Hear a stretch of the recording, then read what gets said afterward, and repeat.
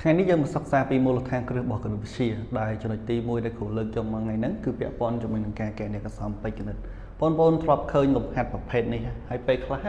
បងប្អូនខ្លះគាត់អត់ទាន់ចេះកណនីប្រភេទបែបនេះអត់ដឹងថា x បូក x ស្មើប៉ុន្មាន x គុណ x ស្មើប៉ុន្មាននេះគាត់នៅភ័ន្តច្រឡំពេលខ្លះ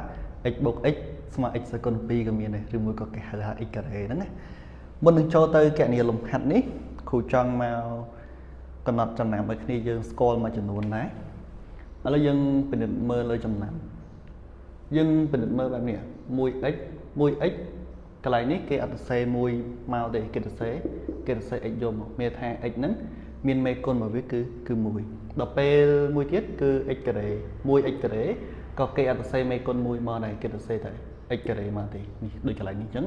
កន្លែងនេះតាមពិតទៅវាមានមេគុណ1តែគេអត់សរសេរទេបើដូចកន្លែងផ្សេងអីគេសរសេរនេះ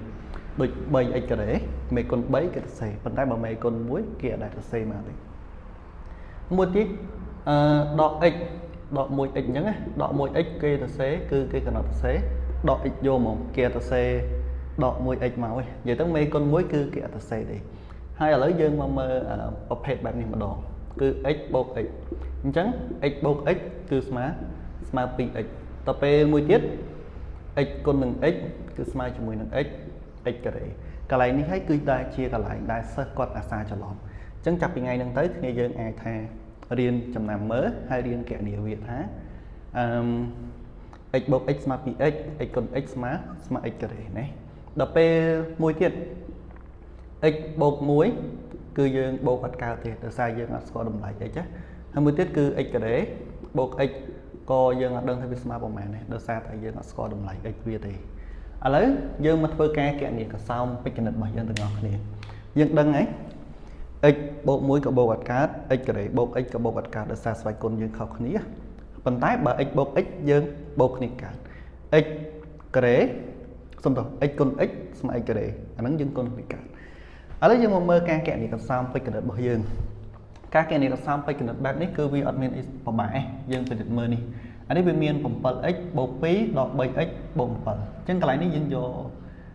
ណាមាន x បូកដកគ្នាមក 7x ដក 3x ដល់សល់ 4x 2បូក5បាន7បន្ទាប់មកលំហាត់ b យើងមើលនេះ 7x ដក 8x យើងយកមេគុណវាដកគ្នាទៅ7ដក 8នៅសល់ដក 1x ប៉ុន្តែគេអត់សរសេរលេខ1មកទេយើងអាចដាក់ដក x យកមកទៅដល់ពេល3នេះអត់មាន x បូកដកទេសរសេរមកដដែលដល់ពេលលំហាត់ខាងក្រោមវាមាន x ការ៉េផង x ផងហើយនឹងអត់ x ផងតោះនេះអញ្ចឹងយើងបូកដកx ការ៉េនេះមកនេះ 3x នេះកន្លែងនេះវាមាន 3x ការ៉េដក 2x ការ៉េអញ្ចឹង 3x ការ៉េដក 2x ការ៉េស្មើ 1x ការ៉េឬមួយក៏យើងទៅសេតតែ x ការ៉េមកបានដែរបន្ទាប់មកយើងបូក x បូក x បាន 2x ដក 3នេះអត់មាន x បូកដកទេទៅសេមកដដែលយើងមើលលំហាត់ d x ការ៉េនេះយើងអត់មានអីស៊ីសងវាទេយើងទុកនៅដដែលទៅបាន x ការ៉េបន្ទាប់មកបូក x ណាដក1បូក3នៅសល់បូក2យើងមើលលំហាត់ខាងក្រោមវាមាន x គីប x ការ៉េហើយ x អញ្ចឹងយើងស៊ីសងនេះ x គីបមួយ x គីបមក 2x គីបបូក x គីបបាន 3x គីបបាន 3x គីបហើយនេះយើងសរសេរអាស្វ័យគុណខ្ពស់មកមុនមានថាយើងសរសេរស្វ័យគុណខ្ពស់ហើយ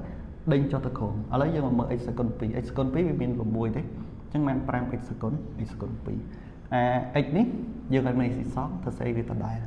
ដល់ពេលខាងក្រោមនេះយើងពិនិត្យមើល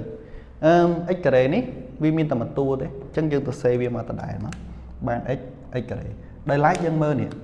បូក x ដក x យើងអាចដកគ្នាអស់អញ្ចឹងវាសល់ដក1នេះអញ្ចឹងការកណនីកសោមពេជ្រគណិតរបស់យើងគឺមានប៉ុណ្ណឹងនៅវីដេអូក្រោយទៀតគឺគ្រូនឹងលើកយកពាក់ព័ន្ធជាមួយនឹងអាកសោមពេជ្រគណិតហ្នឹងយកមកបង្ហាញគ្នាយើងបន្តទៀតដូចមានដូចជាការកណនីការពលាតការដែលជាកតាយជាដើមណាដែលយើងមានទាំងអស់គឺ9វីដេអូ